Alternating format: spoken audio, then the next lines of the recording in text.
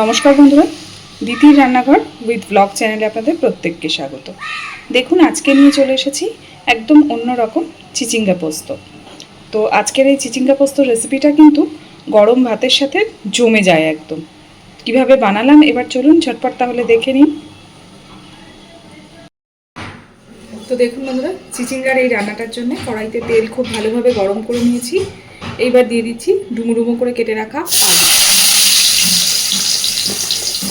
আপনারা হয়তো ভাবছেন বললাম চিচিঙ্গার তরকারি, তো কড়াইতে দিলাম আলু, কিন্তু পুরো রেসিপিটা আগে দেখুন, তাহলে পুরোটাই বুঝতে পারবেন। এইবার আলুগুলোকে আগে একটু হালকা করে ভেজে নেব। চিচিঙ্গা সিদ্ধ হতে সময়টা কম নেবে, আর চিচিঙ্গা থেকে একটু জল বেরোবে, ওই জন্য আলুটা আগে দিয়েছি। আলুটা একটু ভেজে নিয়ে তারপর এতে চিচিঙ্গা অ্যাড করব। আলুটা বেশ সুন্দরভাবে ভাজা হয়ে গেছে। এইবার আমি এর মধ্যে দিয়ে দিচ্ছি কেটে ধুয়ে পরিষ্কার করে রাখা চিচিঙ্গা।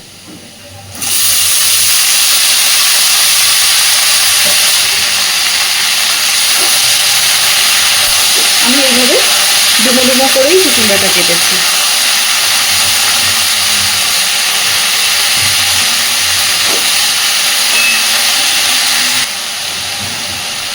চিচিঙ্গা খুব তাড়াতাড়ি নরম হয়ে জল বেরোতে শুরু করবে, তো আমি একসাথেই পরিমাণ মতো দিয়ে দিচ্ছি লবণ।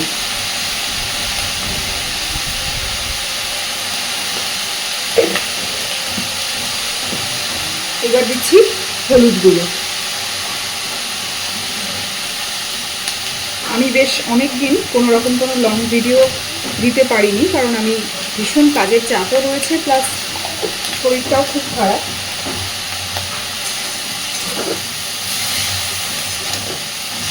আশা করছি আপনারা আবার ডেইলি লং ভিডিও বা ডেইলি নানান ধরনের রান্নার ভিডিও পাবেন।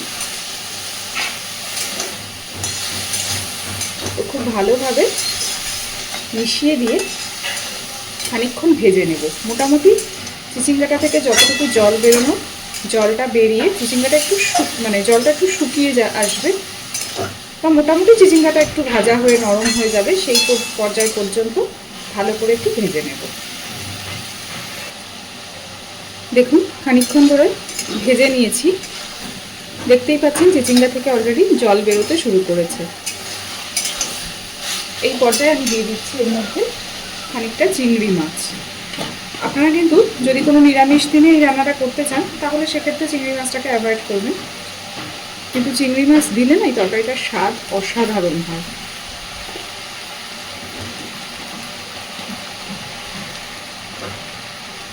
খুব ভালোভাবে মিশিয়ে দেবো সব কিছু।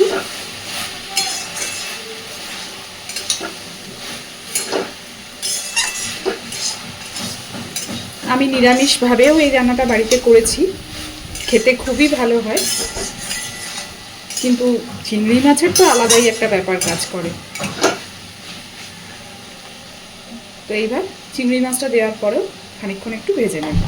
জলটা যতটা শুকিয়ে আসবে তারপরে বাকি মশলা অ্যাড করব। এই পর্যায়ে আমি দিয়ে দিচ্ছি অল্প একটু চিনি। এই ধরনের তরকারিগুলোতে ন্যাচারালি মিষ্টি একটু দিতেই হয়, তবে এটা সম্পূর্ণ অপশনাল। আমরা দিই তাই আমি দিলাম, আপনারা চাইলে নাও দিতে পারেন।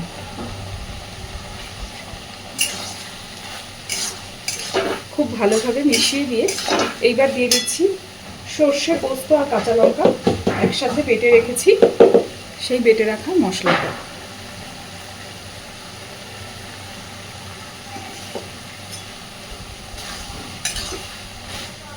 খুব ভালো করে মিশিয়ে দেব। এই রান্নাটাতে না এই সর্ষে পোস্তর সাথে যদি ঘরে অ্যাভেলেবেল থাকে একটু নারকেল বাটাও দিতে পারেন। তো এইবার সব কিছুকে সুন্দরভাবে মিশিয়ে দিলাম।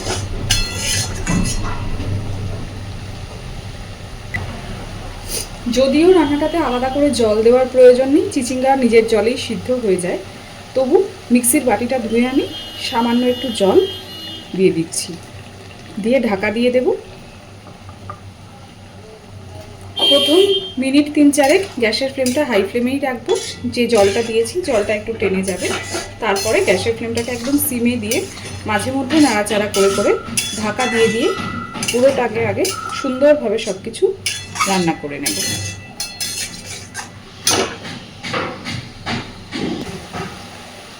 দেখুন খুব সুন্দরভাবে সব কিছু, জলটাও শুকিয়ে গেছে, সব কিছু সুন্দর সিদ্ধ হয়ে গেছে। আচ্ছা, এখানে আরেকটা কথা বলি, আমি কিন্তু এই চিচিঙ্গা পোস্তর রেসিপিটার মধ্যে সর্ষে পোস্ত একসাথে ব্যবহার করেছি। আপনারা চাইলে শুধু পোস্ত দিয়েও করতে পারেন, কিন্তু আমার মনে হয় এই রেসিপিটাতে পোস্তর সাথে একটু সর্ষে ব্যবহার করলে অনেক বেশি ভালো হয় খেতে। তো এবার জলটা পুরোপুরি শুকিয়ে গেছে, সব কিছু সুন্দর সিদ্ধ হয়ে গেছে। এই পর্যায়ে আমি গ্যাসের ফ্লেমটাকে অফ করে দিয়ে ওপর থেকে দেব খুব বেশি না, সামান্য পরিমাণে একটু কাঁচা সর্ষের তেল।